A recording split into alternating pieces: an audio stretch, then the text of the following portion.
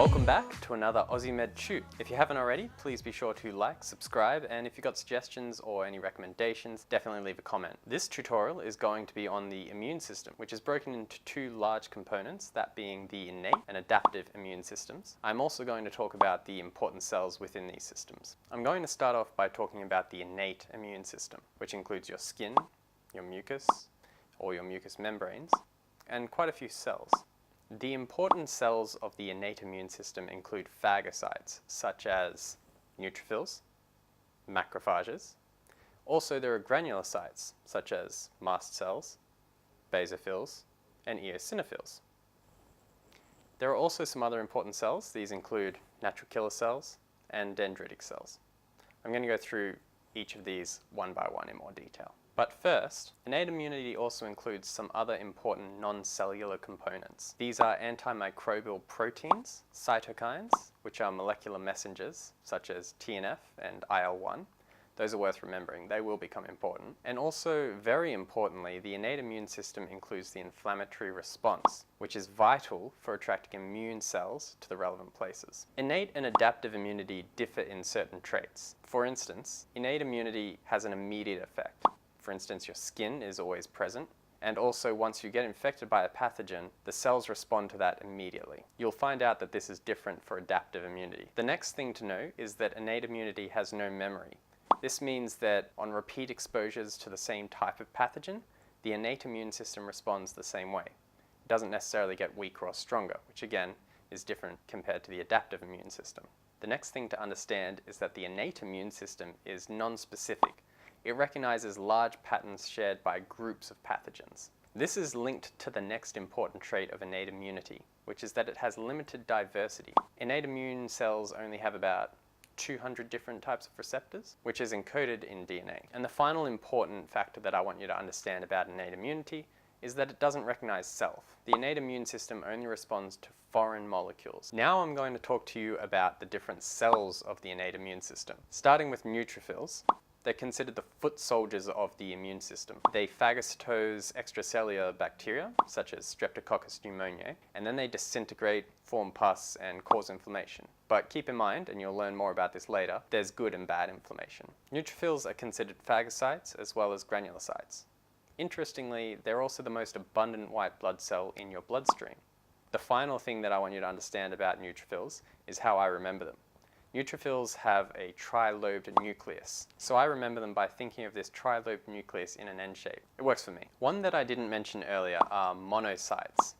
These have a large bean-shaped nucleus. I remember this because I think of them as moonocyte, and the bean-shaped nucleus is more like a crescent moon. The reason that I didn't mention them earlier is because monocytes are just macrophages once they get into a tissue. Confusingly, macrophages further get different names depending on the tissue that they end up in. So if they're in your lungs, they're considered alveolar macrophages. You've also got Kupffer cells and so on. Macrophages are considered the garbage trucks of the body. Like neutrophils, they also phagocytose extracellular microbes, but unlike neutrophils, they remain viable after doing so.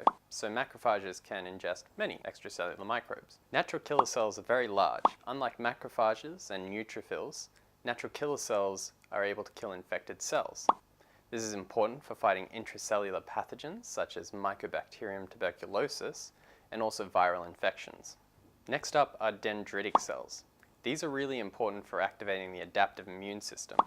They're called antigen-presenting cells, or APCs, because they take up antigens, which you'll learn about later, and then they go to lymph nodes and present these antigens to lymphocytes. They have very long projections, allowing them to interact with passing T cells. Eosinophils are granulocytes with a bilobed nucleus. They're important for protection against helminths, and they also contribute to hypersensitivity reactions. Mast cells sit primarily in tissues rather than in the bloodstream, and they are the major contributor to hypersensitivity reactions. Basophils are granulocytes that are heavily filled with granules. They're similar to mast cells and contribute to hypersensitivity reactions. Next, I'm going to talk about the adaptive immune system. See if you can spot all the differences between this and the innate immune system. To start off with, I'm going to list the important cells. It's a short list because there are just two.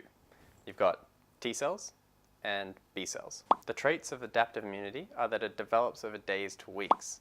You're initially infected with a pathogen, but the adaptive immune system doesn't respond for some time because it's setting up. The next trait is that the adaptive immune system has memory, meaning that it has an improved response with repeat exposures. This can be good and bad. The adaptive immune system is highly specific. Not only does it recognize small molecules on pathogens, which are called antigens, but it recognizes a tiny part of that antigen, which is called an epitope. The adaptive immune system is capable of immense diversity.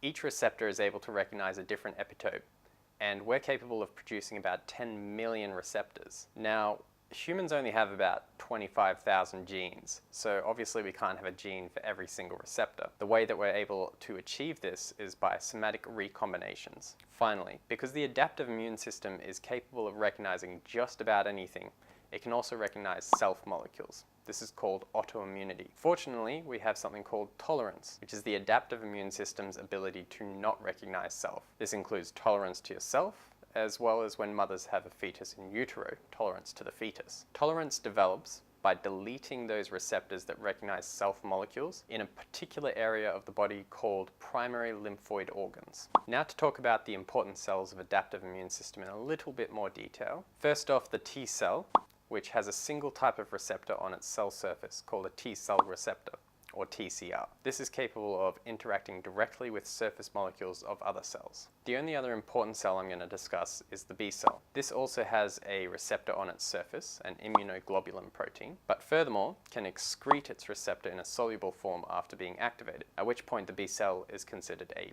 plasma cell.